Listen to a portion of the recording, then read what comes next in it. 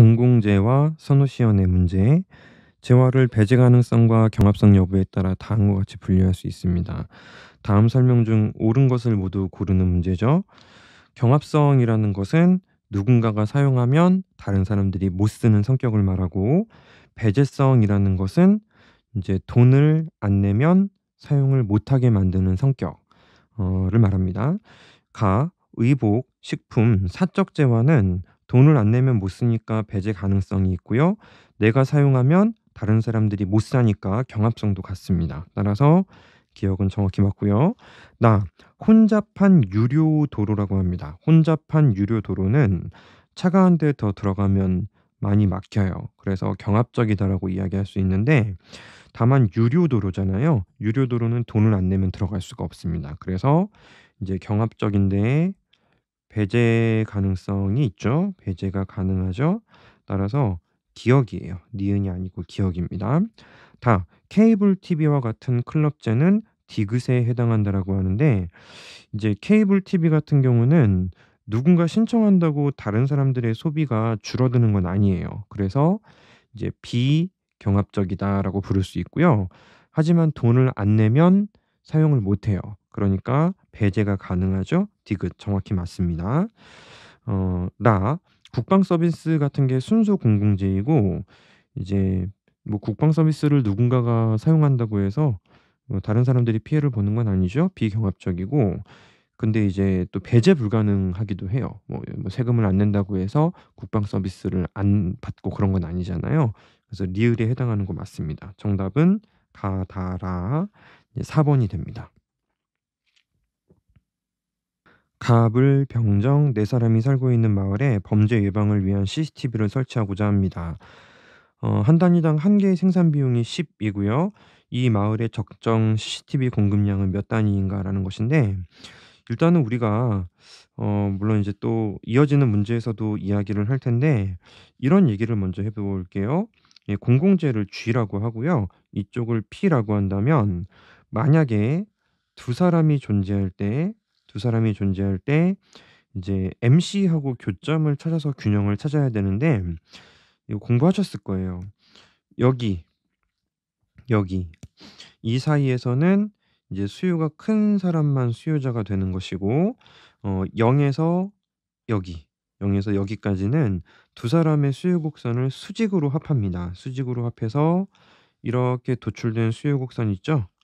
이 수요 곡선을 우리가 가수요 곡선이라고 부르는데, 이 수요 곡선하고 예를 들어서 MC 곡선이 관통하는 점 있죠? 거기가 바로 최적 공공재 수량이다라고 볼 수 있습니다. 자, 이런 말씀을 왜 드렸냐면, 표로 제시가 되어 있다고 해서 그 메커니즘이 달라지진 않는다라는 걸 설명드리고 싶어서 그래요. 어떤 특정 수량 기준으로 각각의 개인이 낼 수 있는 금액을 합친 거하고 MC 한 개 비용하고 일치하는 점에서 최적 공급량이 나온다라는 것인데, 예를 들면 이제 답이 아닌 걸로 한번 얘기해 볼게요. 갑이 8, 을이 8, 병이 8, 정이 8이라고 한다면, 갑은 3, 4, 4, 3이라는 수요곡선의 한 점을 갖고 있죠.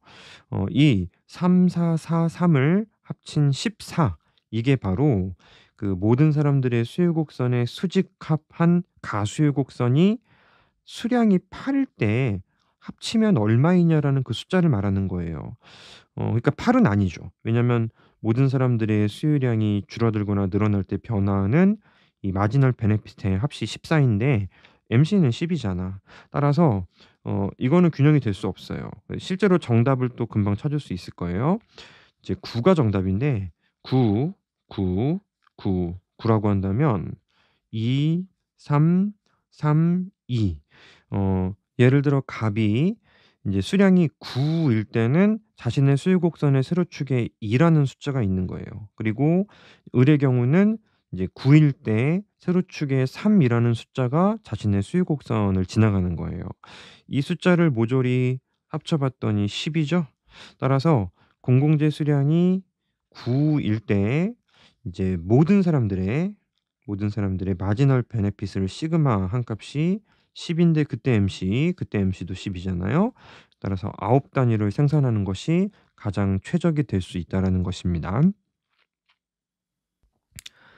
갑과 을 두 사람만 사는 어느 마을이 있다. 이 마을의 공공재에 대한 갑의 수요, 을의 수요가 제시가 되었고요. 한계 비용이 9라고 합니다. 그러면 얘도 이제 그림을 그려서 가수요 함수를 먼저 도출하는 게 먼저겠죠. Z하고 이제 P죠. P 기준으로 이제 갑의 공공재에 대한 수요 함수를 P로 정리하면 P는 20 마이너스 Z 이게 갑이고요. 자, 을의 경우는 P로 정리하면 16 마이너스 2분의 1의 Z 이게 바로 을 거라고 볼 수 있어요. 정확히 뭐 디테일하게 찍자면 20 기준으로 우하향하면서 20을 찍어 주는 게 갑이고 이제 16 기준으로 이번엔 절편이 32 죠. 32 더 완만하게 도출되는 게 을이라고 볼 수 있습니다. 자, 이 둘을 수직합해서 가수요 함수를 끌어내는 것인데 여기 20 보다 크면 갑은 낼 돈이 없잖아요. 20 보다 작으면 여기 이제 36 이라는 좌표 기준으로 이렇게 우하향하는 가수요 함수를 꺼낼 수가 있죠. 가수요 함수를 꺼낼 수가 있습니다. 이게 사실은 주의할 점이 그림을 좀 그려 봐야 된다고 하는데 공공재 생산의 한계 비용이 9라고 해요. 자, 을 보시면요. 여기 꺾인 점 있죠. 이 꺾인 점. 이 꺾인 점의 세로축 좌표를 우리가 구할 수가 있는데 여기에 이제 을에 이제 Z 기준으로 20을 대입을 하게 되면 얼마예요? 6 이죠, 6. 만약에 MC 곡선이 여기를 관통하면 합칠 필요 없이 여기가 정답이 되거든요. 근데 지금은 9 이기 때문에 합친 거 기준으로 이곳이 정답이 될 수 있거든요. 합치자. 그래서 합친 게 전체 P이고 36 마이너스 2분의 3 Z 이게 바로 가수요 함수입니다. P는 36 마이너스 2분의 3 Z 그리고 MC는 9 따라서 27 3분의 2 하면 18 Z는 18이죠. Z는 18 이렇게 정답을 1 번으로 찾을 수 있는 문제입니다. 함정이 없었어요. 함정이 없었는데 최근에 여러 시험 등에 수지갑을 하지 않는 이런 점이나 또는 이 꺾인 점을 교차하게 만듦으로써 시간을 세이브할 수 있는데 또는 인제 합쳐서 막 이런 점을 찾게 되는 함정을 파버리는 문제들이 분명히 최근에 또 등장을 했기 때문에 여러분들이 정확하게 개념을 확실하게 이해를 해 주신 상태여야 합니다. 예, 정답 1 번으로 쉽게 아니죠. 좀 시간이 걸렸죠? 예, 찾을 수 있는 문제였습니다.